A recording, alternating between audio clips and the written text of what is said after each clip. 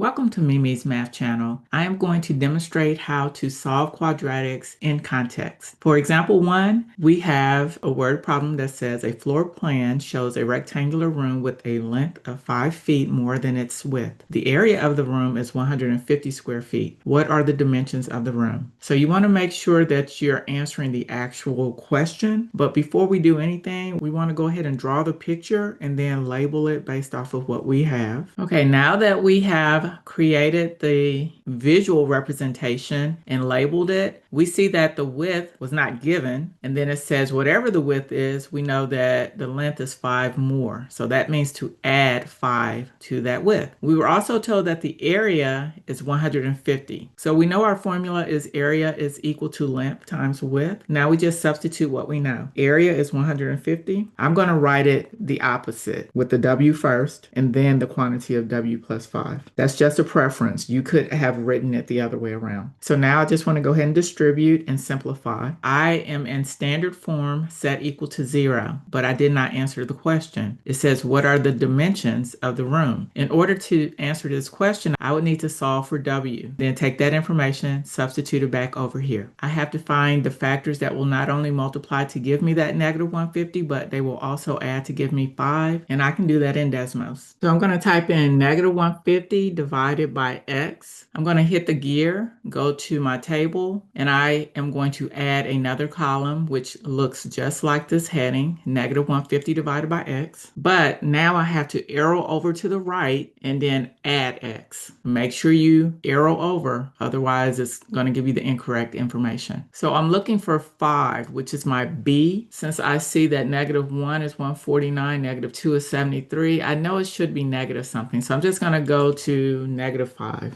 Okay, that's 25. This is what I was looking for, which is my b. And in front of it are my two factors that will not only multiply to give me this negative 150, but it will also add to give me this positive 5. The signs matter. So negative 10, positive 15. So now what I want to do is just take these two values and I'm going to place them inside of my parentheses as my second term, because w squared is going to be w times w. So again, I do not have my dimensions. I need to solve for w, and I do that by taking each one of these factors and setting it equal to 0 to determine what my w would be. So here I would just add 10 to both sides, and here I would subtract 15 on both sides. So since we can't have a negative, we're going to go ahead and discard this answer. So we're going to try the 10 over here, and then 10 plus 5 is 15, and we know that the area should be 150. So then all we have to do is check it using the area of the rectangle. Once I substituted the 10 in for the w, and then I multiplied length times width, I did see that it does equal the area that was given in the problem. My dimensions are 10 feet by 15 feet. In example 2, we're going to do the same thing by drawing a picture, and then we're going to label it based off of what's given in this word problem. But this time we're just going to find the width. That's going to represent our width. The rectangle's length is 1 inch more than twice its width. So 2 times the width plus 1 inch more. The area of the rectangle is 6 square inches, so we're just going to go ahead and set up our equation. I set it up by multiplying width times length. It means the same thing. So I replace the a, which means area, with what's given, which is 6, and now I'm going to have to move the 6 over by changing the sign and setting this equal to 0. Once I do that, I'm going to factor, and I will go to Desmos and I will show you how to find your factors. So this time my a is 2 and my c is negative 6. When I multiply those together, I'm going to get negative 12. I am looking for factors that will multiply to give me negative 12, but will add to give me b, which is 1. It's understood to be a 1 there. So let's go to Desmos and see what we need to do. You start off by typing in a times c, which is negative 12, and divided by x. Go to your table. On the last column, we want to create a title that looks like the one in front of it, but we want to add x to the end of it. Once you do that, in this column that you just added, you want to find 1, which was your b. So whatever this is, that's what we're looking for in the last column. If you don't see it, you start typing numbers in your x column based off of the movement. So I see negative 1 is 11, negative 2 is 4, so it's counting down. That means I need to probably go to negative 3. There we go. So negative 3 and positive 4 are my factors that will multiply multiply to equal negative 12, but they will also add to give me a positive 1. But this time I am factoring by grouping. So I'm going to bring my first and last term down. When you factor by grouping, you want to replace the middle term with the two factors that you just came up with, but don't forget to also include the variable. So 4 minus 3 is the 1. We have to bring down the w. Now I want to split it into two binomials. So on this side, I can factor out a GCF of 2w, and what remains is w plus 2. On the other side, I have to bring down this sign, and then I can factor out a GCF of 3, and what remains is w plus 2. Now look at your GCF, which is what's inside. They should look exactly the same. I'm going to put it in the second set of parentheses because it says inside, but you don't have to. You can put it in the first one if you want to. I just want to be consistent. And now I want to look at what's on the outside, which is this 2w minus 3, and you go in the order from left to right. It's outside of the parentheses. Because we are solving, we're going to set each one of these factors equal to 0 to solve for w, and then we will substitute it back over here to see which one makes sense. But we only need to find the width, so that means just the w.